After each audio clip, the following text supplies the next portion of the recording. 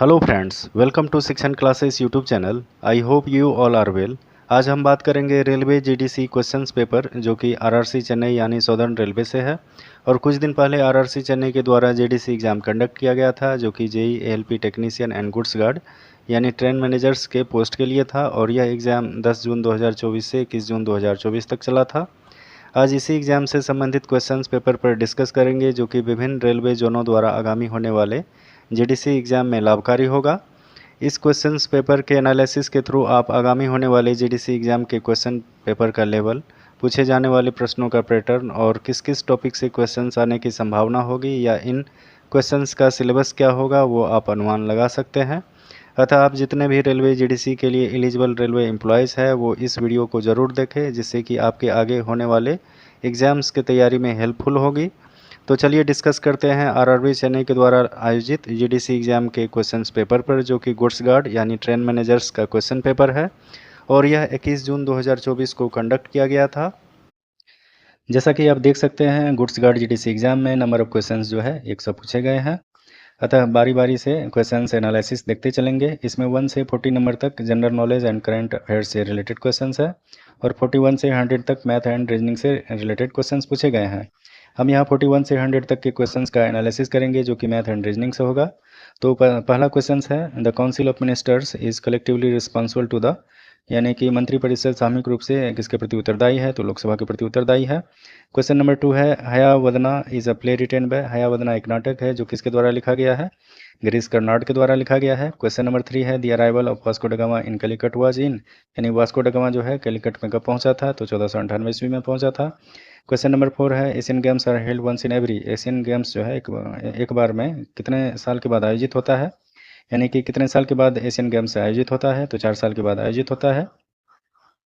Question number 5 है in which of the following states is the famous Brahmapur Thakurani Yatra festival celebrated, यानी कि famous festival है Brahmapur Thakurani Yatra festival जो कि किस राज्य में मनाया जाता है, तो उड़ीसा राज्य में मनाया जाता है। क्वेश्चन नंबर 6 है which of the flowing planets is also called the blue planet, तो नीला ग्रह किसे कहा जाता है, तो अर्थ को कहा जाता है। क्वेश्चन नंबर 7 है with which of the following games is the term pommel horse associated, यानी पॉमल हॉर्स जो है किस गेम से रिलेटेड है, तो जिम्नास्टिक से है। क्वेश्चन नंबर 8 है dash is an interactive computer generated experience taking place with in a simulated environment, यानी कि डैश एक इंटरेक्टिव कंप्यूटर जनरेटेड एक्सपीरियंस है जो कि एक सिमुलेटेड इन्वायरमेंट में घटित होता है, तो वो है वर्चुअल रियलिटी। उसके बाद क्वेश्चन नंबर 9 है what is the full form of PFMS, PFMS का फुल फॉर्म क्या है, तो public financial management system. Question number 10 है where is the headquarters of South Central Railway zone located, यानी कि साउथ सेंट्रल रेलवे जोन का headquarter कहाँ है, तो सिकंदराबाद में है। क्वेश्चन नंबर 11 है which of the following is also known as International Bank for Reconstruction and Development, किसे जो है International Bank for Reconstruction and Development के रूप में भी जाना जाता है, तो वर्ल्ड बैंक को जाना जाता है।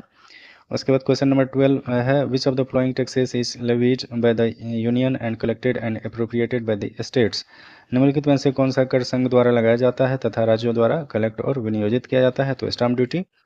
क्वेश्चन नंबर 13 है in which of these places was Jantar Mantar not built, यानी कि इसमें कहा गया कि नीचे दिए गए कौन सी जगह जंतर मंतर नहीं है, तो यहाँ कोलकाता हो जाएगा, न्यू दिल्ली में जंतर मंतर है, वाराणसी में है, जयपुर में है, कोलकाता में नहीं है। क्वेश्चन नंबर 14 है all forms of water that comes down on earth including rain snow hail etcetera are known as, यानी पृथ्वी पर आने वाले सभी प्रकार के जल जैसे वर्षा बर्फ आदि को जल के रूप में जाना जाता है, उसे क्या कहते हैं, प्रेसिपिटेशन यानी वर्षण कहा जाता है।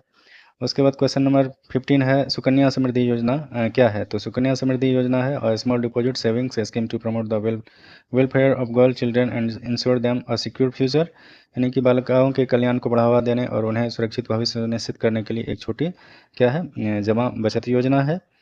उसके बाद है क्वेश्चन नंबर 16, क्वेश्चन नंबर 16 है the number of permanent members in the UN security council is, यानी कि यूएन सिक्योरिटी काउंसिल में जो है कितने परमानेंट मेंबर्स है स्थायी सदस्य है, वो 5 है।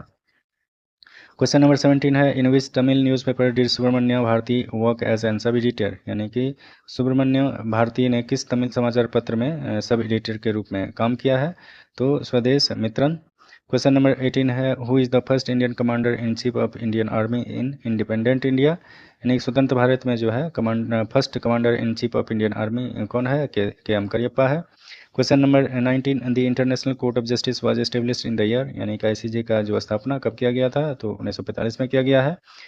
क्वेश्चन नंबर 20 है, Ircon international limited is mainly related to which of the following. Ircon international limited company जो है किस क्षेत्र से रिलेटेड है, तो रेलवे कंस्ट्रक्शन से है। क्वेश्चन नंबर 21 है, which Indian and UK universities collaborated to develop the robot Pepe to promote child hygiene, यानी चाइल्ड हाइजीन को बढ़ावा देने के लिए रोबोट पेपे को डेवलप करने के लिए किस इंडियन और यूके यूनिवर्सिटीज़ ने सहयोग किया है, तो अमृता विश्वा Vidyapeetham university and university of Glasgow.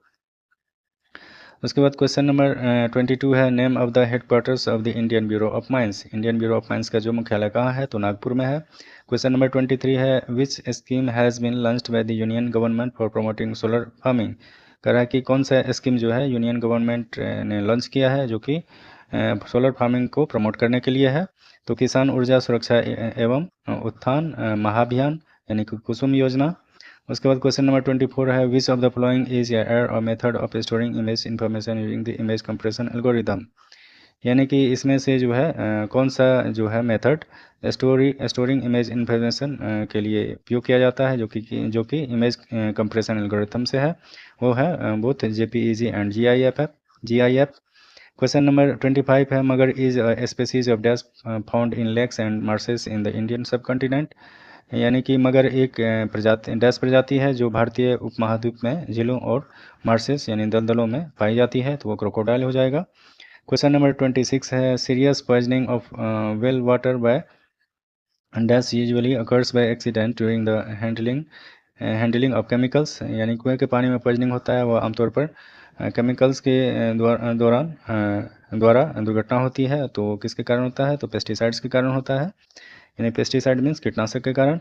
उसके बाद क्वेश्चन नंबर 27 है, what is the expansion of AWACS in the field of air force, यानी एयरफोर्स में जो AWACS टर्म यूज़ किया जाता है इसका फुल फॉर्म क्या है, तो airborne warning and control system. Question number 28 है, formation of new states and alteration of areas boundaries and the name of existing states are specified in which article of Indian constitution, यानी नए राज्यों का गठन और क्षेत्रों सीमाओं और मौजूदा राज्यों के नाम में परिवर्तन भारतीय संविधान के किस अनुच्छेद के तहत किया जाता है, तो आर्टिकल 3 के तहत किया जाता है। क्वेश्चन नंबर 29 है, Corvus Corex is the scientific name of, यानी कॉर्वस कोरेक्स जो है उनका वैज्ञानिक नाम क्या है, तो कॉमन रेवन है। क्वेश्चन नंबर 30 है, archaeological site Burj home is in which state, यानी कि पुरातात्विक स्थल यानी आर्कियोलॉजिकल साइट जो कि बुर्ज होम है वो किस स्टेट में है, तो वो जम्मू एंड कश्मीर में है। क्वेश्चन नंबर 31 है, Annie Besant was associated with which of the following movement, Annie Besant जो है किस मूवमेंट से रिलेटेड है, तो होम रूल मूवमेंट से है। क्वेश्चन नंबर 32 है, which of this is an example of Pallava architecture situated at Mamallapuram in Tamil Nadu, यानी कि निम्नलिखित इनमें से कौन तमिलनाडु के मामल्लपुरम में स्थित पल्लव वास्तुकला का एक उदाहरण है, तो डिसेंट ऑफ गंगेस यानी गंगवंश। उसके बाद क्वेश्चन नंबर 33 है, how are group 2 elements also known as, यानी कि वर्ग 2 के तत्व को क्या कहा जाता है, तो अल्केलाइन अर्थ मेटल्स, यानी कि अल्केलाइन अर्थ मेटल्स जो है वर्ग 2 के तत्व को कहा जाता है। क्वेश्चन नंबर 34 है, which of the following algorithms calls itself repeatedly until it solves a problem, यानी कि निम्नलिखित में से कौन सा एल्गोरिथम किसी समस्या को हल करने तक खुद को बार बार कॉल करता है, तो यह हो जाएगा रिकर्सिव एल्गोरिथम। रिकर्सिव मीन्स होता है पुनरावर्ती एल्गोरिथम के तहत होता है। क्वेश्चन नंबर 35 है, which of the following group of countries proposed in May 2024 drone wall on Russian border, यानी निम्नलिखित में से किस देश समूह ने मई 2024 में रूसी सीमा पर ड्रोन दीवार का प्रस्ताव रखा है, तो नाटो ने रखा है। क्वेश्चन नंबर 36 है, which ministry in April 2024 issued an advisory to the artificial intelligence industry, यानी कि कौन सा मंत्रालय ने अप्रैल 2024 में एक एडवाइजरी इशू किया है जो कि आर्टिफिशियल इंटेलिजेंस इंडस्ट्री से है, तो वो हो जाएगा ministry of electronics and information technology. Question number 37 है, who is the author of the novel the guide, यानी उपन्यास द गाइड का लेखक कौन है, तो R.K. नारायण है। क्वेश्चन नंबर 38 है, in which of the following countries is the great Victoria desert located, यानी कि ग्रेट विक्टोरिया रेगिस्तान जो है वो कहाँ लोकेटेड है, कहाँ पे है, तो ऑस्ट्रेलिया में है। क्वेश्चन नंबर 39 है, where is the headquarters of the South Eastern Railway zone located, यानी SER का जो है मुख्यालय कहाँ है, तो कोलकाता है। क्वेश्चन नंबर 40 है, who is the author of the book my country my life, यानी कि पुस्तक माई कंट्री माई लाइफ का जो है लेखक कौन है, तो ये हो जाएगा एल के आडवाणी। एल के आडवाणी जो है माई कंट्री माई लाइफ पुस्तक का लेखक है। अब जो है यहाँ पे क्वेश्चन नंबर 41 से 100 तक जो है मैथ और रीजनिंग से रिलेटेड क्वेश्चंस है। क्वेश्चन नंबर 41 है 3 times the square of a number decrease by 4 times the number is equal to 50 more than the number, find the number. यानी कि कोई संख्या है, मान लेते हैं कि वह संख्या x है, इसका स्क्वायर का 3 गुना को उसमें से उस संख्या के 4 गुना से यानी कि 4 इंटू एक्स से डिक्रीज करते हैं यानी कि माइनस करते हैं, तो वो जो बराबर हो जाता है उस नंबर से 50 अधिक के बराबर हो जाता है, तो वह संख्या पता करने के लिए कह रहा है। तो इस तरह का जो है क्वेश्चंस जो है क्वाड्रेटिक इक्वेशन बेस्ड रहता है। तो अगर आप क्वाड्रेटिक इक्वेशंस सॉल्व करना जानते हैं तो इस क्वेश्चंस को आसानी से बना सकते हैं, लेकिन इससे भी अच्छा तरीका रहेगा कि आप इस तरह के क्वेश्चंस को अगर बाय ऑप्शन मेथड से बनाएं तो आपको जल्दी बन जाएगा और आसानी भी रहेगा। तो बाय ऑप्शन मेथड बनाने के लिए आप क्या करेंगे कि कोई पहला ऑप्शन ले या दूसरा ऑप्शन ले। तो हम यहाँ पे दूसरा ऑप्शन लेते हैं। दूसरा ऑप्शन में आपको 5 दिया गया है, तो 5 जो है वह नंबर है मेरा। तो इसको वेरीफाई करने के लिए क्या करेंगे, तो इसका 3 times the square of number यानी कि इस संख्या का स्क्वायर यानी 25 इंटू 3 टाइम्स में से डिक्रीज करेंगे 4 टाइम्स द नंबर यानी कि इसका 4 गुना करेंगे तो यानी 20। ये जो इक्वल होगा किसके बराबर होगा, तो उस संख्या के 50 अधिक के बराबर होगा। तो देखिए आप यहाँ पे इक्वल लेफ्ट साइड और राइट साइड इक्वल होता है कि नहीं होता है। तो यहाँ पे देख सकते हैं 25 इंटू 3 75 माइनस 20 55 इक्वल्स टू 55 होता है। तो इसका मतलब कि मेरा ऑप्शन बी सही है। तो इस तरह से आप ऑप्शन मेथड से बनाएंगे तो ये जो है बहुत जल्दी बन जाएगा और आसानी से बन जाएगा। उसके बाद क्वेश्चन नंबर 42 है आपका सिंप्लीफिकेशन से है। तो इस तरह के क्वेश्चंस को बनाने के लिए आप क्या करेंगे, नीचे से सॉल्व करते जाएंगे तो ये आसानी से बन जाएगा। उसके बाद जो है क्वेश्चन नंबर 43 है if A B are 2 natural numbers, यानी कि ए बी 2 नेचुरल नंबर है यानी कि प्राकृतिक संख्या है जो ग्रेटर देन 1, एक से बड़ी प्राकृतिक संख्या है, एंड देयर एचसीएफ इज़ 1 और उनका जो है एचसीएफ 1 है, then which of this statements is always true. तो कहता है कि कौन सा स्टेटमेंट्स जो होगा हमेशा सही होगा। तो कह रहा है A B are both prime numbers. Prime numbers means एक से बड़ी वे संख्या है जिनमें स्वयं उसी संख्या और एक के अलावा और किसी संख्या से भाग नहीं लगे, उसे हम प्राइम नंबर यानी अभाज्य संख्या कहते हैं, जैसे 2 3 5 7 11। तो सभी प्राइम नंबर नेचुरल नंबर है, लेकिन सभी नेचुरल नंबर प्राइम नंबर नहीं है, तो ये ऑप्शन गलत हो जाएगा। उसके बाद ऑप्शन बी की बात करें तो कह रहा है कि ए बी आर को प्राइम टू इस अदर, क्या ए बी जो है को प्राइम इस अदर को प्राइम है। तो को प्राइम नंबर होता है सहवाज संख्या, जो कि वैसी संख्या जिसका एचसीएफ 1 हो, सहवाज संख्या कहलाते हैं। चाहे वो दोनों संख्या भाज्य भी हो सकता है अभाज्य भी हो सकता है, और उनमें से एक भाज्य भी हो सकता है और एक अभाज्य भी हो सकता है, तो उसे हम को प्राइम बोलते हैं। जैसे कि 3 5 ये क्या है, को प्राइम है। जैसे कि 4 9 ये को प्राइम है, क्योंकि ये दोनों संख्या का एचसीएफ जो है 1 है। तो इसलिए ये जो है इस ऊपर वाले स्टेटमेंट्स को फुलफिल कर रहा है, तो ये ऑप्शन बी हो जाएगा। उसके बाद जो है क्वेश्चन नंबर 44 है what is the ratio of simple interest earn on a certain amount of money at the same rate in 6 years and 9 years respectively. कहता है एक निश्चित धनराशि पर समान दर से 6 वर्ष और 9 वर्ष में अर्जित साधारण ब्याज का अनुपात क्या होगा। तो यहाँ पे जो है सर्टेन अमाउंट है, मतलब कि अमाउंट आपका फिक्स है, ये कंस्टेंट है। उसके बाद रेट भी क्या है, सेम है। तो कह रहा है कि सिंपल इंटरेस्ट का जो है रेशियो ज्ञात करने के लिए, जैसा कि आप लोग जानते होंगे कि SI बराबर जो होता है P into R into T by 100 होता है। तो यहाँ पे आपको जो है P कंस्टेंट है, उसके बाद रेट भी कंस्टेंट है। तो अगर P और प्रिंसिपल और रेट कंस्टेंट होता है तो SI जो होता है टाइम के प्रोपोर्शनल होता है। तो यहाँ पे जो टाइम होगा वो ही SI हो जाएगा। तो इसका रेशियो जो हो जाएगा 6/9 यानी कि 6:9 यानी कि 3 2 जा 6 3 3 जा 9 यानी कि 2:3 हो जाएगा। इस तरह से आप इसको बना सकते हैं। उसके बाद क्वेश्चन नंबर 45 है find the volume of cylinder whose radius is 1/3 the radius of a circle of area 1386 centimetre square and height is twice its radius. यानी कि कह रहा है कि बेलन का आपको आयतन ज्ञात करने के लिए, बेलन का जो आयतन होता है क्या होता है, पाई r स्क्वायर h होता है, ये आपको फाइंड करना है। इसमें से कह रहा है कि आपको रेडियस जो है सर्किल के 1/3 के बराबर है, यानी कि इसका जो रेडियस होगा सर्किल के 1/3 के बराबर होगा, और उसका हाइट जो है आपको रेडियस का दुगुना है, यानी कि इसका जो हाइट है ये h ये 2r के बराबर होगा। तो आपको सिलेंडर का वॉल्यूम ज्ञात करना है। तो इसके लिए सबसे पहले आप जो है रेडियस निकाल लें। तो रेडियस कहाँ से निकलेगा, तो सर्कल ऑफ एरिया से निकलेगा, क्योंकि ये आपको दिया गया है सर्कल ऑफ एरिया। तो सर्कल ऑफ एरिया यानी वृत्त का क्षेत्रफल जो होता है पाई r स्क्वायर होता है। तो पाई r स्क्वायर इक्वल टू हो जाएगा 1386 इससे जो है आर का वैल्यू आपको फाइंड हो जाएगा, यानी कि आर का वैल्यू जो है आपको 7 निकलेगा। तो आर का वैल्यू 7 हो जाएगा, तो एस का वैल्यू कितना हो जाएगा, 14 हो जाएगा। तो आप जो है यहाँ पे मान पुटअप करके वैल्यू फाइंड कर सकते हैं। उसके बाद क्वेश्चन नंबर 46 है, the sum of the square deviations of a sheet of volume is least if measured from, यानी कि किसी मान के समूह के वर्ग विचलनों का योग न्यूनतम होता है यदि उसे डैश माना जाए। तो ये हो जाएगा आपका अर्थमेटिक मीन। उसके बाद क्वेश्चन नंबर 47 है, the sum of the absolute values of deviation is least when taken from the, यानी विचलनों के निरपेक्ष मानों का योग डैश से लिया जाने पर न्यूनतम होता है। तो कब होता है, तो किस में होता है, तो मीडियन में होता है। उसके बाद क्वेश्चन नंबर 48 है, ट्रिगोनोमेट्री से है। If 0 less than theta less than equal 90 degree solve for theta where cos square theta minus 3 cos theta plus 2 equals to sine square theta. तो यहाँ पे देख सकते हैं कि आपके लेफ्ट साइड में जो है कॉस फॉर्म में है और राइट साइड साइन फॉर्म में है। तो आप किसी को एक में कन्वर्ट कर लें, जैसे कि 2 साइन स्क्वायर थीटा को, इसको आप साइन स्क्वायर थीटा को कन्वर्ट कर लें। तो sine square theta equals to होता है आप 1 माइनस कॉस स्क्वायर थीटा। तो इस तरह से आप इसको सॉल्व करके थीटा का मान फाइंड कर सकते हैं। उसके बाद क्वेश्चन नंबर 49 है, if 12 man and 6 boys can do a work in 4 days and 4 man and 14 boys can do the same work in 8 days, then find the ratio of efficiency of a man to that of a boy.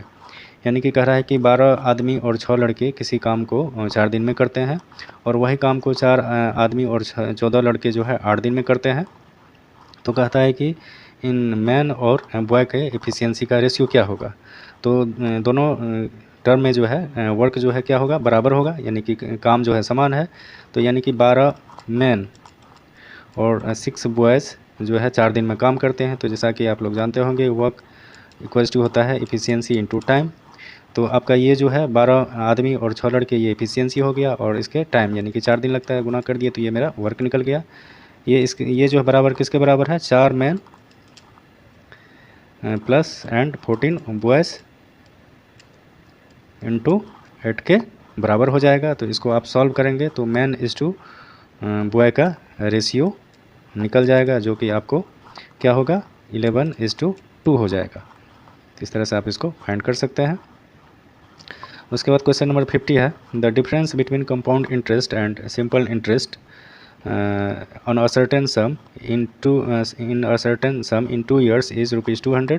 Find the rate of interest if the simple interest is rupees 1000 per annum। इसको जो है detail से भी आप बना सकते हैं, लेकिन इसका जो है फार्मूला होता है कि रेट ऑफ इंटरेस्ट अगर 2 साल दिया रहता है और SI और CI और SI का डिफरेंस दिया रहता है, तो यहाँ पे आप रेट निकाल सकते हैं। तो रेट निकालने के लिए जो फार्मूला लगेगा, रेट इक्वल्स टू होता है CI माइनस SI, यानी compound interest minus simple interest by half of SI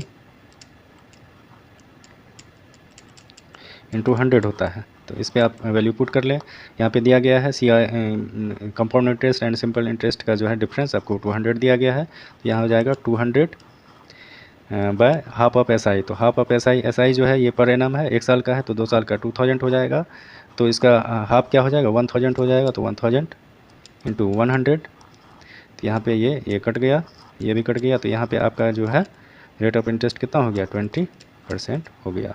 इस तरह से आप इसको सॉल्व कर सकते हैं, नहीं तो डिटेल से भी आप बना सकते हैं। उसके बाद क्वेश्चन नंबर 51 है। क्वेश्चन नंबर 51 है, if SCF of 2 number is 16 which of the following can not be their LCM। कहता है कि 2 नंबर का SCF 16 है, तो इनमें से कौन LCM नहीं हो सकता है। तो जैसा कि आप लोग जानते होंगे, 2 नंबर का जो LCM होता है अपने दिए गए नंबर्स के SCF से ज़रूर करता है। तो 64 16 से कट जाएगा, 192 भी 16 से कट जाएगा, 128 भी 16 से कट जाएगा, 210 16 से नहीं कटेगा। तो ये LCM नहीं होगा, तो आपका आंसर 210 हो जाएगा। क्वेश्चन नंबर 52 है, if the length of a rectangle is increased by 20% then to maintain the same area the breadth must be decreased by. कहता है किसी आयत की लंबाई में अगर 20% की वृद्धि कर दिया जाए तो उसके चौड़ाई में कितना प्रतिशत की कमी करे कि उसके क्षेत्रफल में कोई फर्क ना पड़े। तो 20% की वृद्धि हुआ है, किस पे हुआ है, तो 120 पे हुआ है। परसेंटेज में बदलने के लिए 100 से मल्टीप्लाई करेंगे, तो ये इसको सॉल्व करेंगे तो ये हो जाएगा आंसर आपका 50/3%। क्वेश्चन नंबर 53 है, the LCM and SCF of 2 numbers are 1240 and 31 respectively.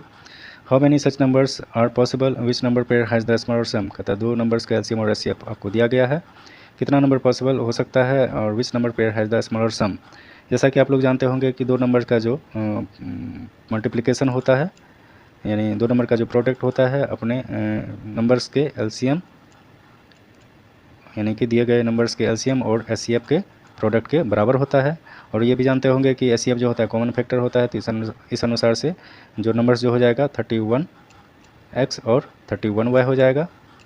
और आपको एलसीएम और एचसीएफ का वैल्यू दिया गया है, तो इससे आपका जो है x और y का मान निकल जाएगा और उसको आप पेयर में बना के आपका जो आंसर बी हो जाएगा। उसके बाद क्वेश्चन नंबर 54 है, find the sum of the prime factors of 161, 141 and 341। कहता है ये जो नंबर दिया गया है इसको प्राइम फैक्टर में तोड़िए और प्राइम फैक्टर्स का जो सम होगा यानी कि जो जोड़ होगा वो बताइए। तो 161 का प्राइम फैक्टर में तोड़ेंगे तो ये हो जाएगा 23 और 7। उसके बाद अगर 141 को अगर प्राइम फैक्टर में तोड़ेंगे तो ये हो जाएगा 47 और 3। और 341 को अगर प्राइम फैक्टर में तोड़ेंगे तो ये हो जाएगा 11 और 31। कहता है कि ये प्राइम फैक्टर हो गया, तो इसको जो आप जोड़ दीजिए। जोड़ने के बाद जो आपका जो वैल्यू होगा वहीं आपका आंसर हो जाएगा, तो ये वैल्यू हो जाएगा 122। उसके बाद क्वेश्चन नंबर 55 है, N alloy P contains 50% gold and 50% silver. कहता है कि एक मिश्र धातु पी है जिसमें 50% सोना और 50% चांदी है। Alloy Q has 40% gold, 50% silver and 10% copper. और दूसरा एक क्यू मिश्र धातु है जिसमें सोना 40%, चांदी 50% और तांबा 10% है। The two alloys are mixed in the ratio 2:3। कहता है कि दोनों को 2:3 के रेशियो में मिला दिया गया है। तो what is the ratio of gold and silver in the newly found alloy. कहता है कि नए मिश्रण में जो है सोना और चांदी का क्या अनुपात होगा। आपको ये दोनों को किस रेशियो मिला है, तो 2:3 में मिलाया है। तो मान लेते हैं कि पी का जो है वेट, जो पी मिश्र धातु है इसका वेट 200 kg मान लेते हैं। तो इस अनुसार जो है क्यू क्या हो जाएगा 300 kg, टोटल आपको हो जाएगा 500 kg। तो पी में जो है अगर मान लीजिए कि पी का वैल्यू 200 kg है, तो पी का जो है पी का परसेंटेज में आपको दिया गया है गोल्ड 50% और सिल्वर 50%। तो गोल्ड और सिल्वर का जो होगा वो क्या हो जाएगा, तो 100 kg हो जाएगा। और कॉपर तो नहीं मिला हुआ है तो कॉपर 0 हो जाएगा। उसी तरह क्यू का जो हो जाएगा वो 300 kg है। तो मिश्र धातु में क्यू का जो गोल्ड का परसेंट है वो 40% है, तो ये हो जाएगा 120 kg, यानी कि 300 का 40%। एंड सिल्वर जो हो जाएगा 50% ऑफ 300 kg, तो ये हो जाएगा कितना 150 हो जाएगा। और आपको कॉपर भी 10% है, तो कॉपर हो जाएगा 30 kg। तो हमको क्या करना है, गोल्ड और सिल्वर का रेशियो निकालना है। तो गोल्ड को गोल्ड में ऐड कर देंगे और सिल्वर को सिल्वर में ऐड कर देंगे, तो ये हो जाएगा आपका 220 और ये हो जाएगा आपको 250। तो इसका रेशियो क्या हो जाएगा 220/250, तो आपका आंसर हो जाएगा 22:25। क्वेश्चन नंबर 56 है, if a by b equals to 2/3 and b by c equals to 4/5 then find a plus c by a minus c।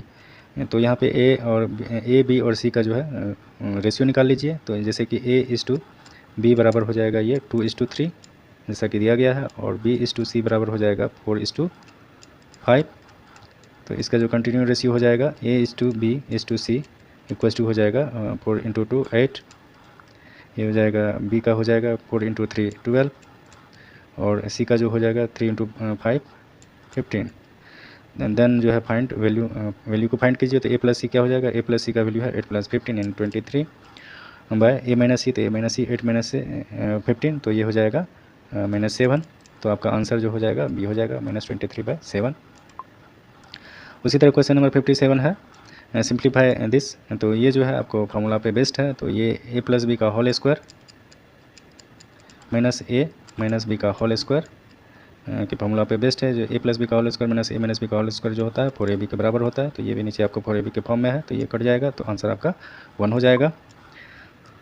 58 number जो है वो सिंप्लीफिकेशन है, ये भी आपको बन जाएगा, मल्टीप्लिकेशन से रिलेटेड है। नहीं तो अगर कोई तरह का डॉट होगा तो आप क्वेश्चन कमेंट कर सकते हैं। क्वेश्चन नंबर 59 जो है ये टाइम एंड वर्क से है। इसमें दिया गया है P can finish a work in 10 days working 6 hours a day। यानी कि पी जो है कोई काम जो है 6 घंटा करके 10 दिन में ख़त्म करता है। Q can complete it in 15 days working 8 hours a day। यानी कि क्यू जो है कोई काम 8 घंटा जो है पर डे करके 15 दिन में ख़त्म करता है। In how many days can they finish the work together at 10 hours per day. कहता है अगर दोनों साथ मिलकर काम करें तो पर डे 10 घंटा काम करके वो कितना दिन में काम ख़त्म करेगा। तो यानी कि पी जो है 10 दिन काम करता है 6 hours पर डे, तो ये हो जाएगा 60 घंटा ये काम किया। क्यू जो है आपको 15 दिन काम किया 8 घंटा पर डे, तो ये हो जाएगा 120। तो इसका वर्क जो हो जाएगा दोनों का एलसीएम 120। इसका एफिशिएंसी हो जाएगा पी का ये 2 हो जाएगा, क्यू का एफिशिएंसी 1 हो जाएगा। तो हमको क्या निकालना है, टाइम निकालना है ना। तो वर्क इक्वल्स टू होता है इफ़िशियंसी इंटू टाइम, तो टाइम बराबर हो जाएगा वर्क बाय इफ़िशियंसी।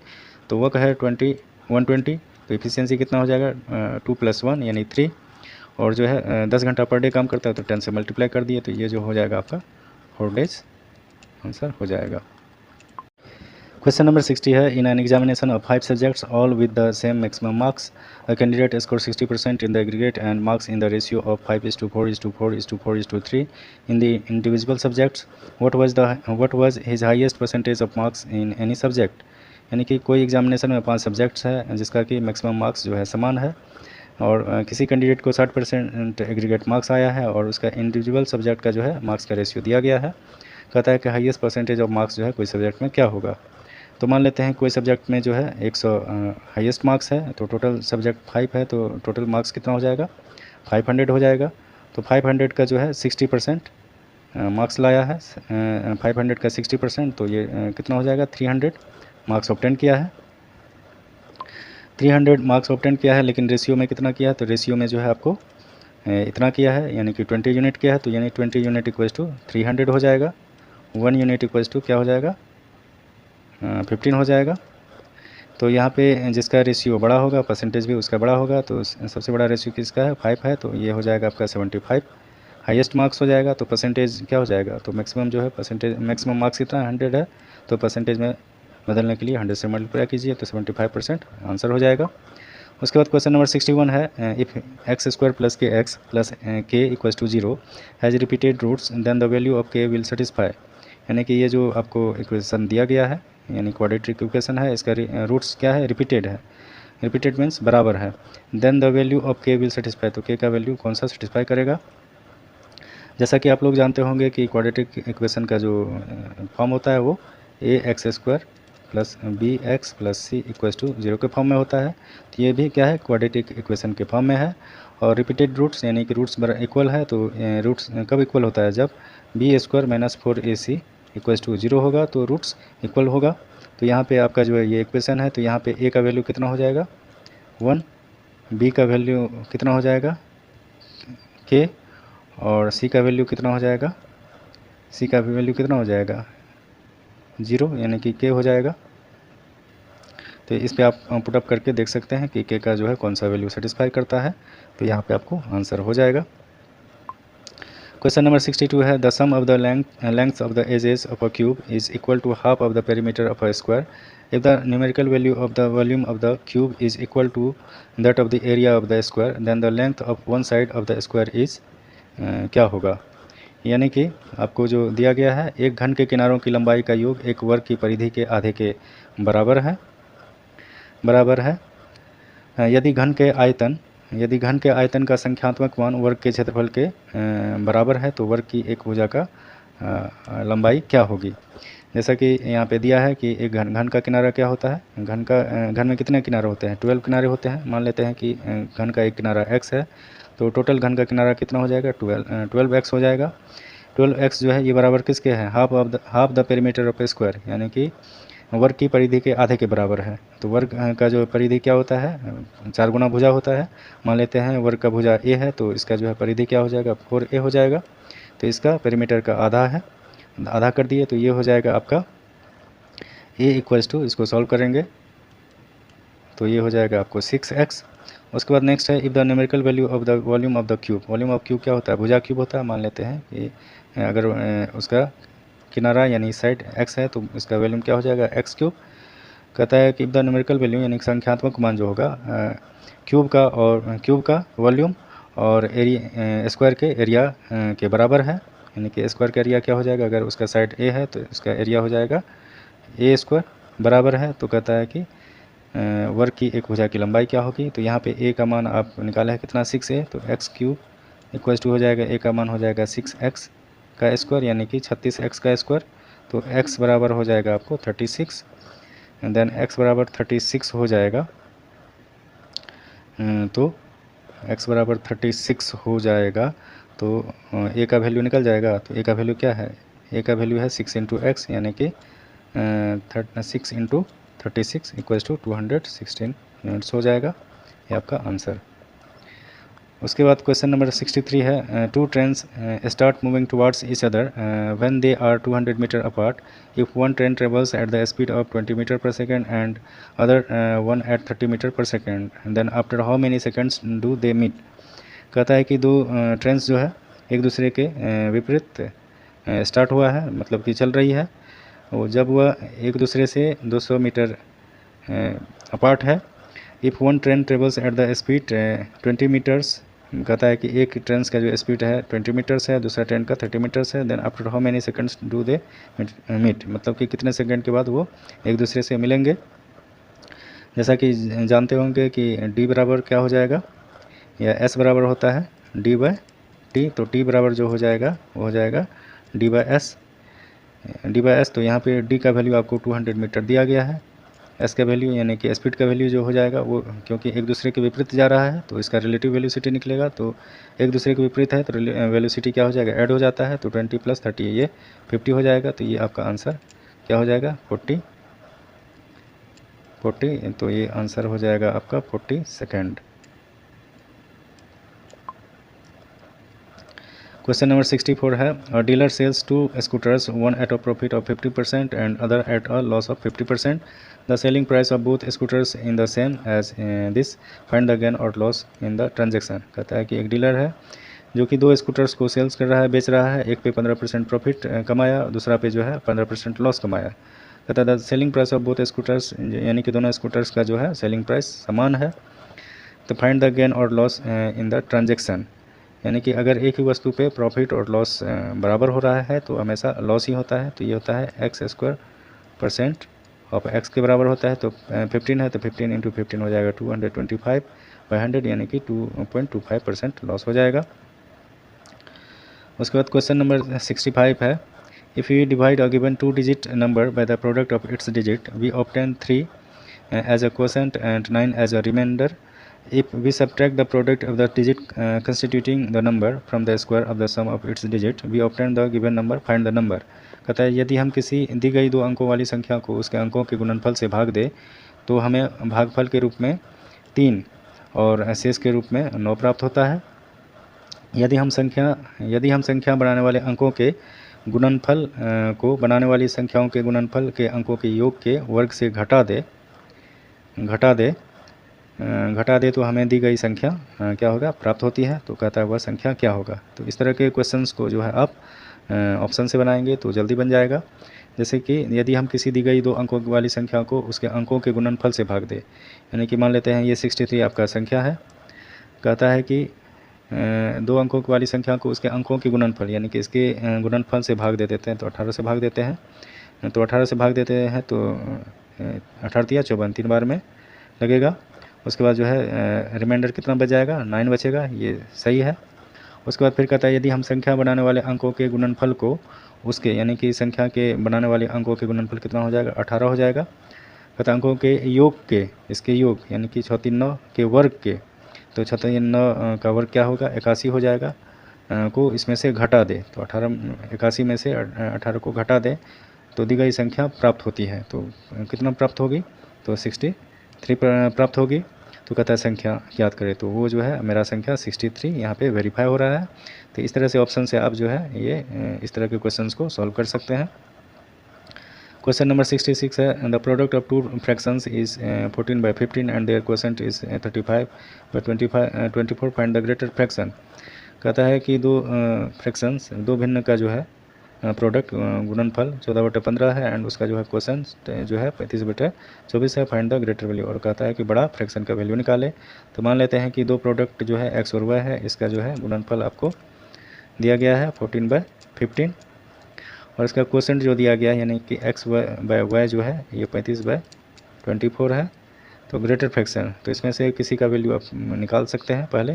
जैसे कि हम मान लेते हैं कि y = क्या हो जाएगा, तो y = हो जाएगा 14/15x। तो यहाँ पे आप जो है y का मान पुटअप करके x का मान जो है y का मान निकल जाएगा। तो आप इस तरह से ग्रेटर फ्रैक्शन निकाल सकते हैं। उसके बाद क्वेश्चन नंबर 67 है from the quadratic polynomial with zeros -1/2 and -1/3। कहता है कि कोई क्वाड्रेटिक इक्वेशन है जिसका पोलिनोमियल विथ जीरोज -1/2 एंड -1/3 है, मतलब इसका जो रूट्स आपको दिया गया है, तो कहता है कि वो क्वाड्रेटिक इक्वेशंस आपको निकालने के लिए कि क्या होगा। जैसा कि आप लोग जानते होंगे कि क्वाड्रेटिक इक्वेशंस निकालने के लिए जो फार्मूला होता है वो होता है x² - alpha plus beta into x plus alpha beta equals to 0 होता है। तो यहाँ पे जो है अल्फ़ा बीटा दिया गया है वैल्यू, तो इस तरह से मान पुट करके आप इक्वेशन को निकाल सकते हैं। आपका आंसर हो जाएगा डी नंबर। उसके बाद क्वेश्चन नंबर 68 है, a cyclist cover 500 metre in 5 minutes. कहता है एक साइक्लिस्ट है 500 मीटर जो है 5 मिनट में पार करता है। What distance in kilometre would the cyclist cover in half an hour. कहता है कि कितना डिस्टेंस जो है आधा घंटा में वो पार करेगा। If he travels at the same speed, कहता है कि अगर वो सेम स्पीड में ट्रेवल करे। तो साइक्लिस्ट जो है 500 मीटर 5 मिनट में पार करता है, यानी कि 500/5 इसको मीटर पर सेकंड में चेंज करने के लिए 5 मिनट्स है, तो 60 से मल्टीप्लाई करेंगे तो ये हो जाएगा आपका कितना, ये हो जाएगा आपको, ये कट जाएगा 50/30, तो यानी कि 5/3 हो जाएगा। ये मीटर पर सेकंड है, इसको किलोमीटर पर सेकंड में बदलने के लिए 18/15 से मल्टीप्लाई करेंगे, तो ये हो जाएगा आपको 6 किलोमीटर पर आवर हो जाएगा उसका स्पीड। कहता है आधा घंटा में कितना पार करेगा, तो आधा घंटा में कितना पार करेगा, डिस्टेंस बराबर हो जाएगा s बराबर होता है d/t, तो डिस्टेंस बराबर हो जाएगा s × t। तो s क्या हो जाएगा, स्पीड है 6, टाइम है आधा घंटा, तो ये हो जाएगा आपका 3 किलोमीटर डिस्टेंस को कवर करेगा। उसके बाद क्वेश्चन नंबर 69 है, retailer sells an item for ₹486 and makes an 8% profit. कहता है एक रिटेलर है जो कि कोई वस्तु है 486 रुपया में बेचता है तो 8% प्रॉफिट कमाता है। If he were to sell that item for ₹414, कहता है अगर वो जो है उस आइटम को 414 रुपया में बेचेगा तो then how much % loss would be make. कहता है कि उसको कितना लॉस होगा। तो मान लेते हैं कि यहाँ पे आपको दिया गया है क्या कि 486 रुपया में बेचने पे उसको 8% प्रॉफिट होता है, तो 108% बराबर आपको 486 हो जाएगा। तो 100% इक्वल्स टू हो जाएगा आपको 450। तो 100% जो होता है वो क्या होगा, सीपी का वैल्यू यानी कॉस्ट प्राइस हो जाएगा। तो कॉस्ट प्राइस आपको निकल गया है, आपको सेलिंग प्राइस भी दिया गया है 414। तो इनका जो डिफरेंस हो जाएगा कितना हो जाएगा 36। ये 36 लॉस हुआ है, तो 36 लॉस हुआ किस पे, तो 450 पे हुआ है। परसेंटेज में बदलने के लिए 100 से गुना करेंगे, तो ये हो जाएगा 9 5 जा 50, 9 36, 50 दूना 100, यानी कि 8% लॉस उसको होता है। क्वेश्चन नंबर 70 है, if the points A, O and C are collinear then, यदि बिंदु ए, ओ एंड सी संरेख है तो क्या होगा आपका वैल्यू। तो जैसा कि आप लोग जानते होंगे कि 3 points are collinear, area of triangle जो होता है वो क्या होता है, 0 होता है। और एरिया ऑफ ट्रायंगल का जो फार्मूला होता है वो होता है, एरिया ऑफ ट्रायंगल का जो फार्मूला होगा वो है आपको 1/2 x1 y2 - y3 plus x2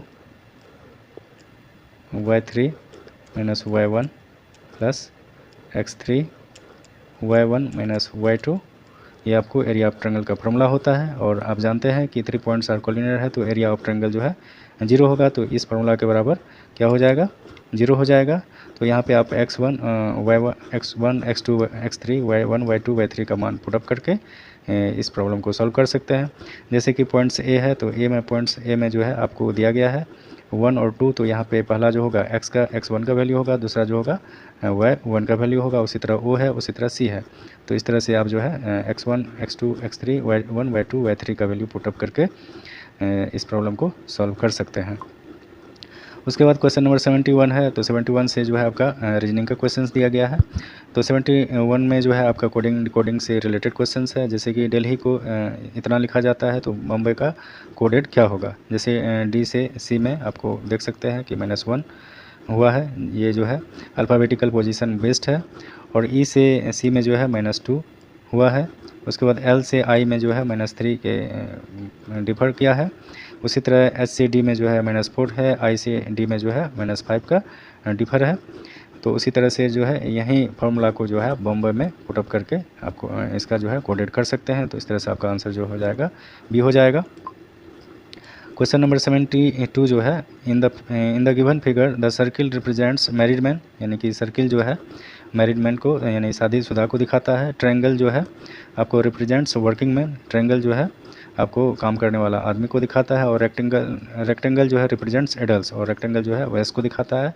कहता है कि which region represents married man who are also adults but not working. कहता है कि इनमें से कौन सा क्षेत्र जो है मैरिड मैन को दिखाता है जो कि एडल्ट है लेकिन कोई वो वर्किंग मैन नहीं है।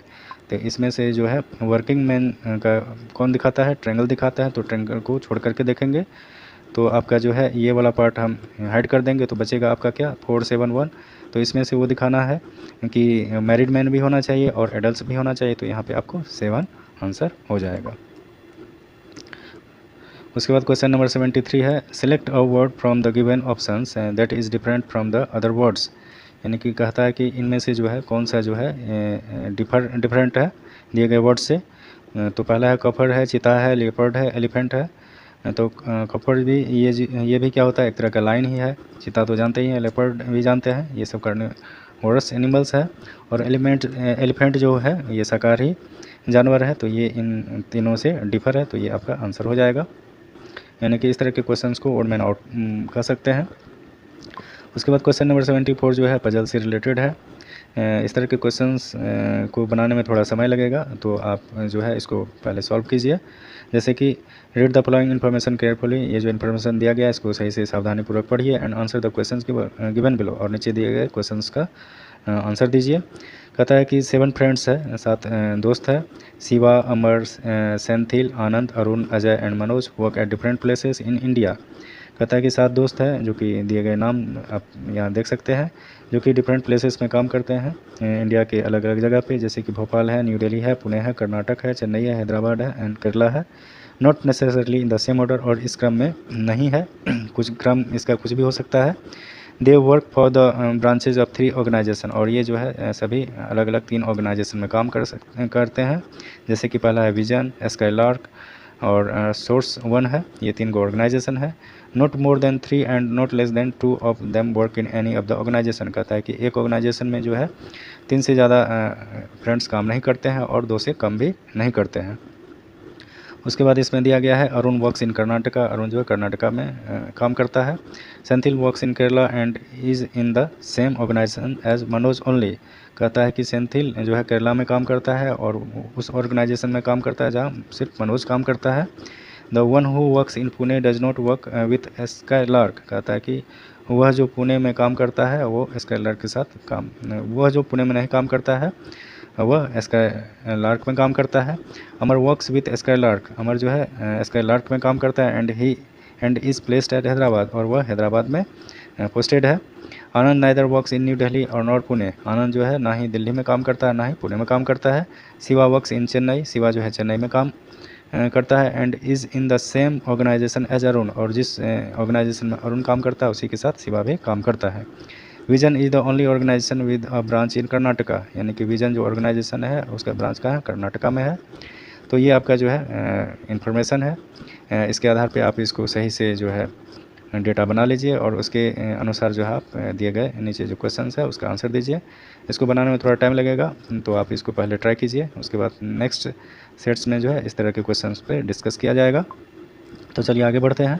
Question number 75, if in a certain language 13479 is coded इतना, यानी कि 13479 को इतना से कोडेड किया गया है और फिर जो है इतना को इतना से कोडेड किया गया है, देन हाउ विल इतना be coded in that language. कहता है इतना को का कोडेड क्या होगा।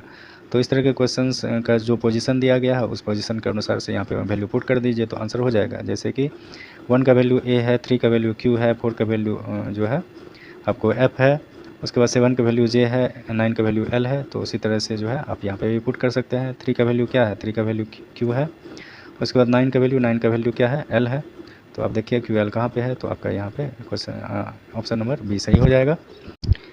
क्वेश्चन नंबर 76 है, ये सिलोगिज्म से रिलेटेड है। तो इसमें दिया गया है in this question 3 statements are given followed by 4 conclusion, यानी कि 3 स्टेटमेंट्स है उसके आधार पर आपको 4 कंक्लूजन्स दिया गया है।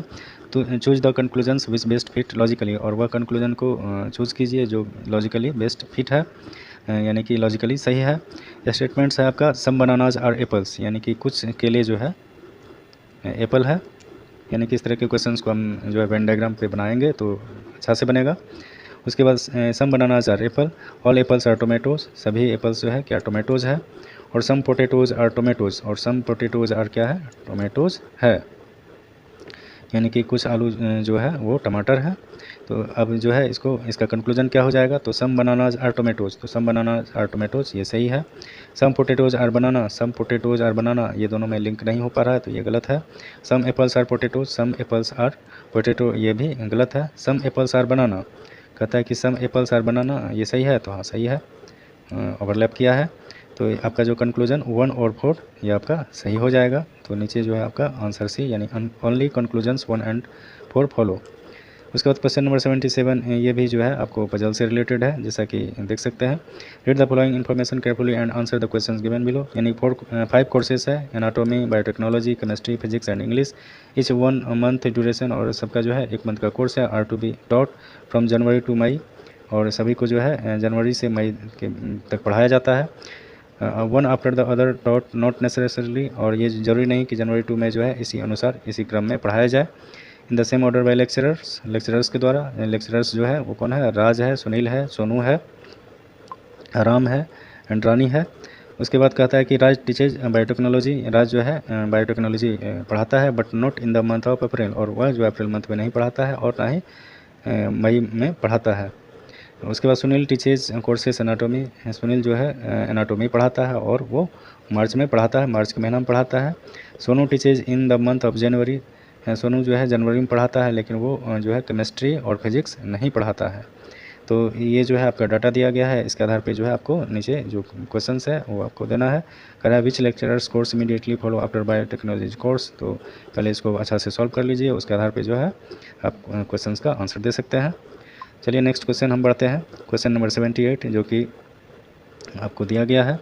There are 6 members in a family, कहता है कि एक फैमिली में जो है 6 मेंबर्स है, वो है P, Q, R, S, T and U। Q is the son of R, यानी कि Q जो है R का बेटा है, यानी कि हम जो है यहाँ पे मेल के लिए प्लस लगाएंगे और फीमेल के लिए माइनस लगाएंगे। तो Q is the son of R, यानी कि Q जो है R का बेटा है। But R is not the mother of Q, but R जो है Q का मदर नहीं है, तो मदर नहीं है तो क्या होगा, फादर होगा। Okay, then P and R are married couple, P और R क्या है, ये मैरिड कपल है। तो अगर ये R प्लस है तो ये माइनस हो जाएगा, यानी कि ये जो है शादीशुदा है। उसके बाद T is the brother of R, T जो है वो जो है ब्रदर ऑफ R है, यानी कि T is the brother of R, यानी कि R का भाई कौन है, T है। S is the daughter of P, S is the daughter of P, S जो है डॉटर ऑफ P है, डॉटर है। U is the brother of Q, U is the brother of Q हो जाएगा। कहता who is the mother of Q, कहता Q का mother कौन है, तो यहाँ पे कौन हो जाएगा, P हो जाएगा, आंसर हो जाएगा। ये ब्लड रिलेशन से रिलेटेड क्वेश्चन था। उसके बाद क्वेश्चन नंबर 79 है, कंप्लीट द सीरीज, यानी कि अल्फ़ाबेटिकल सीरीज से रिलेटेड क्वेश्चन है, जैसे कि देख सकते हैं BDFH, यानी कि BCD 1, DEF 1 और FGH 1, यानी कि एक का डिफर है, तो H के बाद क्या होगा, J आएगा। तो देखिए J कौन सा है, तो ये D नंबर है, तो ये आंसर हो जाएगा। उसके बाद क्वेश्चन नंबर 80 है, which word will best complete the relationship given below, कहता है कि नीचे जो दिया गया है वो जो है कौन सा बेस्ट रिलेशनशिप को दिखाएगा। तो इसमें थिक, थिन और आइडियल, उसके बाद व्हाट है। थिक मीन्स मोटा पतला है तो आइडियल मीन्स निष्क्रिय, क्या हो जाएगा, तो पहला ऑप्शन है ए वर्चुअस यानी गुणी। उसके बाद बी है बिजनेस व्यवसायी। उसके बाद है इंडस्ट्रियस मतलब मेहनती होता है। उसके बाद एक्टिविटी मीन्स होता है सक्रियता। तो जो आदमी आइडियल है यानी निष्क्रिय है तो उसका जो है अपोजिट क्या हो जाएगा, इंटरेस्ट यानी कि मेहनती होगा। तो यहाँ पे ऑप्शन नंबर आपको सी हो जाएगा। क्वेश्चन नंबर 81 है, फाइंड द मिसिंग नंबर है इन द फॉलोइंग सीरीज। ये जो है नंबर सीरीज से रिलेटेड क्वेश्चन है। तो जैसा कि आप देख सकते हैं 25, 49, 81, 121 है, यानी कि ये जो है स्क्वायर है। 5 का स्क्वायर, 7 का स्क्वायर, 9 का स्क्वायर, 11 का स्क्वायर, यानी कि 5, 7, 9, 11, यानी कि 2 का डिफरेंस है। 11 के बाद क्या हो जाएगा, 13 हो जाएगा। उसके बाद 15 है तो 13 का स्क्वायर क्या हो जाएगा, 169, ऑप्शन ए। क्वेश्चन नंबर 82 है, in this question 3 statements are given followed by 4 conclusions, choose the conclusions which best fits logically. ये भी सिलोगिज्म से रिलेटेड क्वेश्चंस है। तो इसमें जो है स्टेटमेंट्स है आपको, some spoons are balls, some spoons are balls, Venn diagram से बनाएंगे। All balls are knives, all balls are knives, all knives are forks, all knives are forks. Conclusion में है ऑल स्पून्स आर फॉक्स, सभी spoons जो है forks है, तो नहीं है। All balls are forks, all balls are forks है, तो ये है, तो ये आपका 2 नंबर सही है। ऑल नाइफ्स आर बॉल्स, सभी नाइफ्स जो है बॉल्स है, तो ये नहीं, गलत है। सम फॉक्स आर स्पून्स, सब फॉक्स आर स्पून्स है, तो ये सही है, यानी कि आपका जो कंक्लूजन 2 और 4 सही है। तो आपका ऑप्शन जो है बी नंबर हो जाएगा। Only conclusions 2 and 4 follow. Question number 83 है, in this question statement is given followed by 2 conclusion. नीचे जो स्टेटमेंट्स दिया गया है इसके आधार पर आपको दो कंक्लूजन दिया गया है। Choose the conclusion which best fits logically, और आपको जो है उस कंक्लूजन को चूज करना है जो लॉजिकली बेस्ट फिट है। तो स्टेटमेंट्स है आपका, the government has decided to withdraw the 33% subsidy on the cooking gas from the beginning of next month और गवर्नमेंट स्पोक्स पर्सन, यानी कि सरकार ने अगले महीने की शुरुआत से रसोई गैस पर 33% सब्सिडी वापस लेने का फैसला किया है। और ये कौन बोला है? और गवर्नमेंट स्पोक्स पर्सन, यानी कि एक सरकारी प्रवक्ता। कंक्लूजन दिया गया है, people these days no longer demand और need such subsidy from the government as they can afford the increase price of the cooking gas, यानी आजकल लोगों को सरकार से ऐसी सब्सिडी की ना तो मांग है और ना ही ज़रूरत है, क्योंकि वे रसोई गैस की बढ़ी हुई कीमत अफोर्ड कर सकते हैं। और दूसरा कंक्लूजन है, the price of cooking gas will increase at least by 33% from next month, यानी कि अगले महीने से रसोई गैस की कीमत में कम से कम 33% की वृद्धि होगी। तो ये तो स्टेटमेंट से है ही नहीं, और ये भी स्टेटमेंट के आधार पर गलत है। तो आपका जो है आंसर जो हो जाएगा वो नाइदर कंक्लूजन 1 नॉर 2 फॉलोज, यानी कि इन दोनों कंक्लूजन में से कोई फॉलो नहीं करता है। क्वेश्चन नंबर 84 है, in this question statement is given followed by 2 conclusions, choose the conclusions which best fits logically. Statements है आपका, water supply in wards A and B of the city will be affected by about 50% on Friday because repairing work of the main lines is to be carried out, यानी कि शहर के ward ए और B में शुक्रवार को जलापूर्ति लगभग 50% प्रभावित रहेगी, क्योंकि मुख्य लाइनों की मरम्मत का काम किया जाना है, यानी कि मेंटेनेंस का काम होगा। उसके बाद कंक्लूजन दिया गया है, the residents in this wards should economize on water on Friday, यानी कि इन वार्डों के निवासियों को शुक्रवार को पानी की बचत करनी चाहिए, ये सही है। उसके बाद है, the residents in this wards should store some water on the previous day, इन वार्डों के निवासियों को पिछले दिन कुछ पानी जमा कर लेना चाहिए, जिससे कि फ्राइडे को पानी के लिए ज़्यादा दिक्कत का सामना नहीं करना पड़ेगा। तो ये जो है कंक्लूजन इस स्टेटमेंट्स के आधार पे फॉलो कर रहा है। तो आपका जो आंसर हो जाएगा बोथ कंक्लूजन्स 1 and 2 फॉलोज। उसके बाद आपका जो ये क्वेश्चन नंबर 85 है, ये लाइन ग्राफ से रिलेटेड है। कह रहा है, the study the following line graph and answer the question given below it, यानी कि इस लाइन ग्राफ को आप अच्छा से स्टडी कीजिए और उसके आधार पर क्वेश्चंस का आंसर दीजिए। The following line graph represents the number of vehicle manufactured bye 2 companies over the years, number of in thousands, यानी कि ये जो लाइन ग्राफ 2 कंपनी के व्हीकल का मैन्युफैक्चर दिखा रहा है, और ये जो नंबर है थाउजेंड्स में दिखा रहा है। और यहाँ पे आप देख सकते हैं कि ब्लू लाइन जो है वो एक्स कंपनी है और रेड लाइन जो है वाई कंपनी है। क्वेश्चन है, what is the difference between the number of vehicle manufactured by company Y in 2016 and 2017। कहता है वाई के द्वारा जो है 2016 और 2017 में जो मैन्युफैक्चर्ड हुआ है उसका डिफरेंस क्या है। तो वाई जो है कौन है, रेड लाइन को दिखाता है। 128 में से 107 माइनस कीजिए, तो आंसर आपका क्या हो जाएगा, 21,000 आंसर हो जाएगा। क्वेश्चन नंबर 86 है, which word will best complete the relationship given below, यानी कि इसमें से जो दिया गया है वो कौन सा बेस्ट रिलेशनशिप को दिखाता है। तो क्रिकेट जो है विराट कोहली से रिलेटेड है, तो बैडमिंटन किससे होगा, तो साइना नेहवाल से होगा, यानी कि साइना नेहवाल बैडमिंटन खेलते हैं। उसके बाद क्वेश्चन नंबर 87 जो है ये जो है सिम्बॉलिक ऑपरेशन से रिलेटेड है। तो ये जो है ए मीन्स प्लस है, बी मीन्स माइनस है, C means multiplication and D means division है। यहाँ पे ए और ए बी सी डी का मान पुटअप करके इसको आप सॉल्व कर सकते हैं। क्वेश्चन नंबर 88 जो है ये डायरेक्शन से रिलेटेड क्वेश्चन है। इसमें दिया गया read the following questions and decide, कहता है नीचे जो क्वेश्चन है इसको पढ़िए and decide which of the statement is sufficient, और नीचे जो आपको स्टेटमेंट्स दिया गया है कौन सा स्टेटमेंट्स इस क्वेश्चन का आंसर देने के लिए सफिशिएंट है।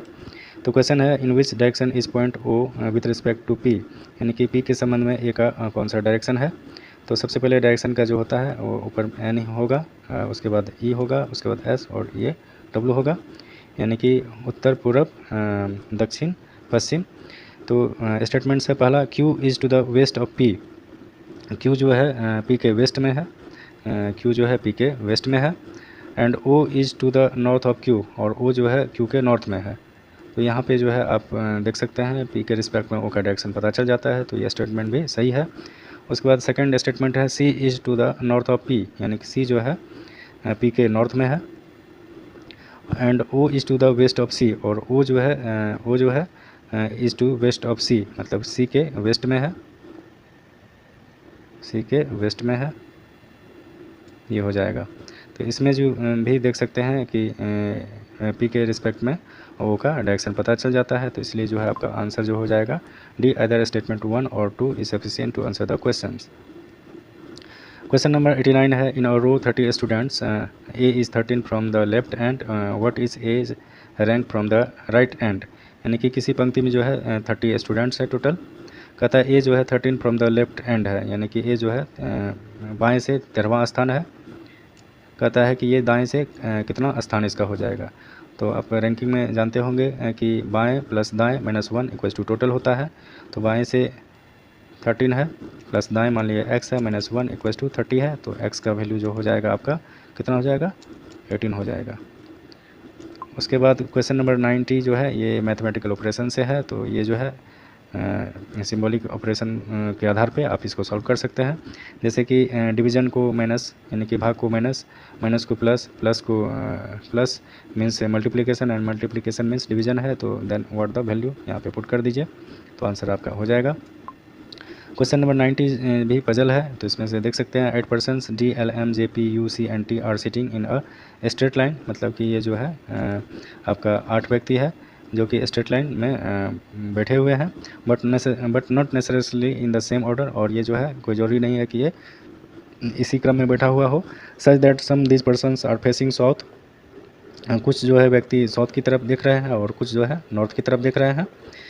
उसके बाद कह रहा है कि D फेसेस नॉर्थ, D जो है नॉर्थ की तरफ देख रहा है। M seat third to the left of U, और M जो है U के लेफ्ट से थर्ड बैठा हुआ है।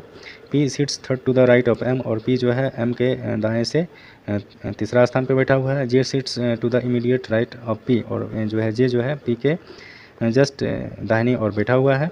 J does not sit at any of the extreme ends of the line, और J जो है किसी भी एंड छोर पे बैठा नहीं है।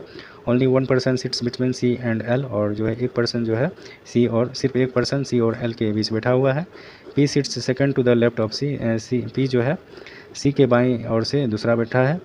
T sits second to the right of J, और T जो है J के दाईं ओर से दूसरा बैठा हुआ है। Both the immediate neighbours of M face the opposite direction, कहता है M का जो दो नेबर्स होगा वो जो है अपोजिट डायरेक्शन में दिख रहा होगा। T faces the same direction as J, और T का जो डायरेक्शन होगा J के समान होगा। And D faces the same direction of C, और D जो है C के समान दिख रहा होगा। U seats eight one of the extreme ends of the line, और U जो है किसी एक छोर पे बैठा हुआ है। तो ये जो है सिटिंग अरेंजमेंट से रिलेटेड क्वेश्चंस है, तो इसको आप सॉल्व कर लीजिए, और उसके आधार पे ये एक क्वेश्चंस दिया गया है, उसका आंसर आप दे सकते हैं। क्वेश्चन नंबर 92 है, in the following list of numerals, ये जो नीचे दिया गया संख्या है, how many 3s are followed by 3 but not preceded by 3, यानी कि 3 के बाद 3 होना चाहिए और 3 से पहले 3 नहीं होना चाहिए। तो इसमें से देखिए कौन सा फॉलो कर रहा है, तो यहाँ पे देख सकते हैं ये 1 हो गया, दूसरा ये हो गया, यानी 3 के बाद 3 है, उससे पहले 3 नहीं है। उसके बाद जो है आपका कौन हो जाएगा, ये वाला हो जाएगा, 3 के बाद 3 है, उससे पहले 3 नहीं है, तो यानी कि कितना है, तो 3 है। उसके बाद क्वेश्चन नंबर 93 है, in the given figure the square represents tennis, triangle represents badminton. Square जो है टेनिस को दिखाता है, और ट्रायंगल रिप्रेजेंट्स जो है बैडमिंटन को दिखाता है, और सर्किल जो है वॉलीबॉल को दिखाता है। Which letter represents the set of persons who play all the 3 games, कहता है कि वो कौन सा सेट इसमें से इनमें से कौन सा पर्सन्स का सेट दिखाता है जो कि तीनों गेम खेलता है। तो आप देख सकते हैं कि तीनों गेम जो खेलता है वो है, क्योंकि वो तीनों में है। क्वेश्चन नंबर 94 है, study the following information carefully and choose the correct answer based on the scenario, कहता है कि ये जो इन्फॉर्मेशन है इसको सावधानीपूर्वक पढ़े, और ये जो है choose the correct answer based on the scenario, और सिनेरियो के आधार पर जो है करेक्ट आंसर को चूज़ करें। इसमें following are the criteria for selecting candidates for research fellowship, नीचे जो दिया गया क्राइटेरिया है वो रिसर्च फेलोशिप के लिए जो है कैंडिडेट्स को सिलेक्ट करने के लिए है। द कैंडिडेट के पास जो है पहला क्राइटेरिया है be a post graduate with minimum of 60% marks, यानी कि उसका जो है पोस्ट ग्रेजुएट में कम से कम 60% मार्क्स होना चाहिए। Not be more than 32 years age on 15 April 2015, और वो जो है 32 साल से ज़्यादा नहीं होना चाहिए। Have at least 3 years research experience, और उसके पास 3 साल का एक्सपीरियंस भी होना चाहिए। चौथा जो क्राइटेरिया है वो है have secured at least 70% marks in the entrance test, यानी एंट्रेंस टेस्ट में उसको 70% मार्क्स भी होना चाहिए। उसके बाद हैव डिप्लोमा इन स्टेटिस्टिक्स, यानी कि उसके पास जो है स्टेटिस्टिक्स में डिप्लोमा भी होना चाहिए। ये जो है क्राइटेरिया है रिसर्च फेलोशिप के लिए। अब उसके बाद नीचे आपको दिया गया है in case a candidate satisfies all other criteria except third, यानी except third means have at least 3 years research experience, यानी कि अगर कोई कैंडिडेट के पास 3 ईयर्स का एक्सपीरियंस नहीं है तो अबव बट लेकिन उसके पास एमफिल डिग्री है तो should be referred to the chairman, और उसको जो है कहाँ भेजा जाएगा, चेयरमैन के पास रिफर्ड किया जाएगा। उसके बाद फिर है in case a candidate satisfies all the other criteria except 4, यानी कि सभी क्राइटेरिया को फॉलो करते हैं 4 नंबर क्राइटेरिया को छोड़ के, यानी 4 नंबर क्राइटेरिया क्या है, जो 70% मार्क्स इंट्रेंस टेस्ट में अगर नहीं है तो जो है बट हैज़ एटलीस्ट 50% मार्क्स, अगर कम से कम उसके पास 55% मार्क्स है तो उसका जो है वेट लिस्ट किया जाएगा। उसके बाद है if there is any loss of information in the candidate details, अगर कोई तरह का इन्फॉर्मेशन नहीं दिया गया है तो it should be treated as data inadequate, तो उसके लिए जो है DI यानी डेटा इन एडिक्वेट का आंसर दिया जाएगा।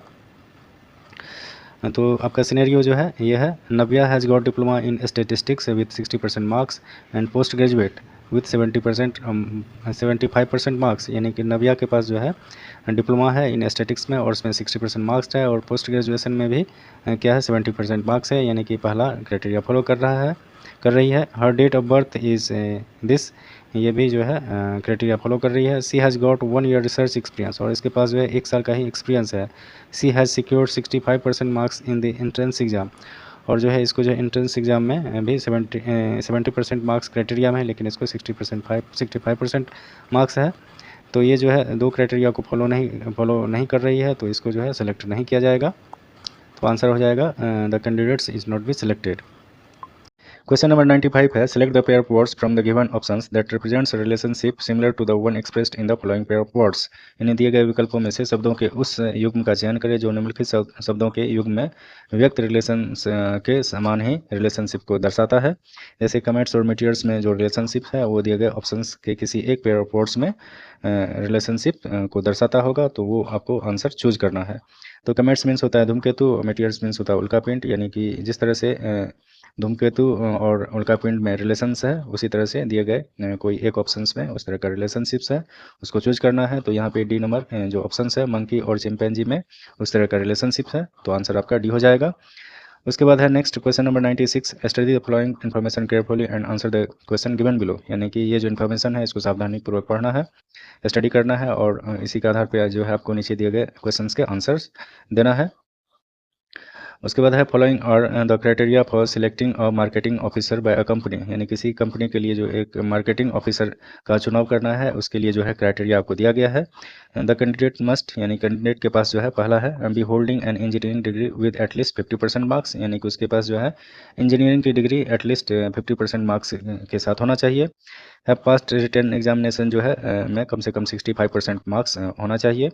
B in the age group of 24 years to 30 years, यानी कि उसका जो एज 24 से 30 ईयर्स के बीच होना चाहिए। Have experience of working for a minimum period of 2 years, यानी कि उसके पास जो है 2 साल का अनुभव ही होना चाहिए। नेक्स्ट 5 नंबर है आपका be presently drawing a monthly salary of rupees 18,000 and above, यानी कि उसका जो है सैलरी कम से कम जो है पिछला सैलरी उसका 18,000 से ज़्यादा होना चाहिए, 18,000 या 18,000 से ज़्यादा होना चाहिए।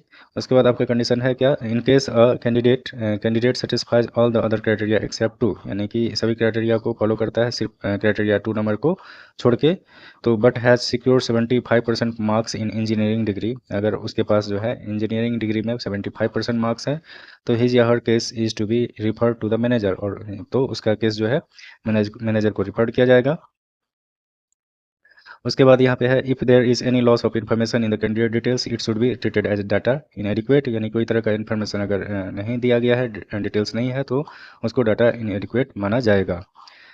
उसके बाद है Kamal has been working in a company for the last 4 years after completing his engineering with 62% marks he has completed 28 years of age he is drawing a salary of rupees 20,000 per month। यानी कि ये कमल जो है किसी company में 4 साल से काम कर रहे हैं, उसके पास जो है इंजीनियरिंग की डिग्री है और उसमें जो है उसको 62% मार्क्स भी है और वो जो है 28 साल कंप्लीट कर लिए हैं और उसका पिछला सैलरी जो है 20,000 पर मंथ भी है। तो क्या इसको सेलेक्ट किया जाना चाहिए? तो आप जो ऊपर दिए गए क्राइटेरिया को देख करके के इसका आंसर चूज कर सकते हैं। जैसा कि पिछले क्वेश्चंस में भी इस तरह का क्वेश्चंस को डिस्कस किए थे। ये जो क्वेश्चंस होते हैं डाटा सफिशिएंसी से रिलेटेड क्वेश्चंस होते हैं। थोड़ा सा ध्यान से अगर बनाइएगा तो ये आसानी से बन जाता है। क्वेश्चन नंबर 97 है Anil told Bala, the girl I met yesterday was the youngest daughter of the brother-in-law of my friend's mother. How is the girl related to Anil's friend? यानी अनिल ने बाला से कहा कल मैं जिस लड़की से मिला वह मेरे दोस्त की माँ के देवर के सबसे छोटी बेटी थी। वह लड़की अनिल के दोस्त से किस तरह संबंधित है? यानी कि अनिल जो है बाला से कहा मैं जिस लड़की से मिला कल मैं जिस लड़की से मिला वह मेरे दोस्त की माँ मेरे दोस्त की माँ के देवर के मेरे दोस्त की माँ के देवर, तो दोस्त का क्या हो जाएगा? अंकल हो जाएगा। अंकल हो जाएगा। अंकल की सबसे छोटी बेटी थी, तो अंकल की सबसे छोटी बेटी जो हो जाएगा दोस्त का क्या हो जाएगा? कजन हो जाएगा। कजन हो जाएगा तो वह लड़की अनिल के दोस्त से किस तरह से संबंधित है? तो कजन हो जाएगा, तो कजन से रिलेटेड है। आंसर हो जाएगा बी। क्वेश्चन नंबर 98 है read the following information carefully and answer the question given below. यानी ये जो है आपको सिटिंग अरेंजमेंट से रिलेटेड क्वेश्चंस है। अतः 6 boys PQRST and U are standing in a row facing north, यानी कि जो है 6 लड़के हैं जो कि नॉर्थ की ओर मुंह करके यानी उत्तर की ओर मुंह करके बैठे हुए हैं। P is on the right end of the row, यानी कि P जो है राइट साइड के एंड पे बैठा हुआ है। R is between S and T, R जो है S और T के बीच बैठा हुआ है। U is not at the left end of the row, U जो है लेफ्ट एंड पे नहीं बैठा है। P is on the immediate right of Q, P जो है Q के दाहिनी ओर तुरंत बैठा हुआ है। तो ये जो है सिटिंग अरेंजमेंट का क्वेश्चन है, इसको बना करके आप जो है इन नीचे दिए गए क्वेश्चंस का आंसर दे सकते हैं। यानी कि इसमें दिया गया है which of the following places does you occupy, यानी निम्नलिखित में से यू किस स्थान पर है। तो आप इसको सॉल्व करके आप इसके क्वेश्चंस का आंसर दे सकते हैं। क्वेश्चन नंबर 99 है study the following table and answer the question given below it, यानी कहता है इस टेबल को स्टडी कीजिए और इसी के आधार पर क्वेश्चंस के आंसर्स नीचे दिए गए क्वेश्चंस के आंसर्स दीजिए। The following table represents the fair in rupees for 3 different type of vehicle, यानी कि नीचे जो टेबल में आपको दिया गया है 3 डिफरेंट टाइप के व्हीकल का फेयर दिया गया है, जैसा कि बस है, शेयर ऑटो है, टैक्सी है और किलोमीटर के हिसाब से उसका फेयर आपको दिया गया है। क्वेश्चन है Deepika wants to travel a distance of 5 kilometre by taxi, यानी कि दीपिका जो है टैक्सी से 5 किलोमीटर ट्रेवल करना चाहती है। If she decide to travel by bus instead of taxi, और वो डिसाइड करती है कि टैक्सी की जगह वो बस से ट्रैवल करेगी, then how much less money will be required to spend, तो कितना कम पैसा उसे खर्च करना पड़ेगा अगर वो टैक्सी की जगह बस से यात्रा करती है। तो टैक्सी से कितना उसको पड़ेगा 5 किलोमीटर का, तो आप देख सकते हैं टैक्सी से 4 किलोमीटर का जो है कितना होता है 19 रुपया होता है, प्लस 1 किलोमीटर का कितना हो जाएगा 2 किलोमीटर का 10 रुपया है, तो 1 किलोमीटर का 5 रुपया हो जाएगा, यानी टैक्सी से उसको 24 रुपया खर्च पड़ेगा। देन अगर बस से वो ट्रेवल करती है, बस से जो है 5 किलोमीटर ट्रेवल करती है, तो 4 किलोमीटर का बस का फेयर जो है कितना है 9 रुपीज़, और 1 किलोमीटर कितना हो जाएगा 2 किलोमीटर का 5 रुपया है, तो 1 किलोमीटर का 2.5 रुपीज़ यानी 2.5 रुपीज़, तो ये हो जाएगा 11.5 रुपीज़ यानी 11.5 रुपया हो जाएगा। तो कितना अंतर पड़ा, तो टैक्सी से उसको 24 रुपया पड़ रहा था और बस से उसको कितना पड़ रहा है 11 रुपया 50 पैसा। तो ये हो जाएगा आपका डिफरेंस कितना हो जाएगा इसका 12.50 यानी 12.5 रुपया का अंतर पड़ेगा। तो कितना कम पैसा खर्चा करना पड़ेगा, तो 12.5 रुपया कम पैसा खर्चा करना पड़ेगा। तो ऑप्शन हो जाएगा आपका ए। क्वेश्चन नंबर 100 है यानी लास्ट क्वेश्चन है read the following question and decide which of the statements is sufficient to answer the question, यानी कहता है क्वेश्चंस को आप पढ़िए और डिसाइड कीजिए कि कौन सा स्टेटमेंट जो है सफिशियंट है इस क्वेश्चन के आंसर को देने के लिए। तो क्वेश्चन है the marks of 5 students O P C D and R are compared, यानी कि 5 स्टूडेंट्स का मार्क्स को कंपेयर किया गया है। कह रहा है who among the following got the highest marks, किसने सबसे ज़्यादा मार्क्स पाया है। तो स्टेटमेंट से आपका पहला she did not get the highest mark, यानी कि सी जो है सबसे ज़्यादा मार्क्स नहीं लाया है। D did not get the lowest marks, यानी कि डी जो है सबसे कम मार्क्स नहीं लाया है। थर्ड नंबर स्टेटमेंट्स है ओ गॉट हायर मार्क्स, वो जो है सबसे ज़्यादा मार्क्स लाया है। ओ गॉट हायर मार्क्स, वो ज़्यादा मार्क्स लाया है। देन डी एंड पी, यानी डी और पी से जो है वो ज़्यादा मार्क्स लाया है, but not higher than R, यानी कि आर से ज़्यादा नहीं लाया है। तो यहाँ पे आपको 5 स्टूडेंट्स है तो 4 के बारे में इंफॉर्मेशन पता चल गया है। अगर ये थर्ड नंबर स्टेटमेंट्स तो ज़रूरत है ही इस क्वेश्चन का आंसर देने के लिए। अब ये जो ऊपर में 1 और 2 है, इनके आधार पे कौन सा स्टेटमेंट्स को लिया जाए कि आपका जो है आंसर्स हो जाएगा। तो 1 को अगर ले लेते हैं, क्योंकि 1 जो है हमको सी का डिटेल्स दे रहा है, तो यहाँ पे सी कंपेरिजन करेंगे तो इसका आंसर्स हो जाएगा। तो इसलिए इसका आंसर जो हो जाएगा बी हो जाएगा। Statements 1 and 3 are sufficient while statements 2 alone is not sufficient to answer the questions.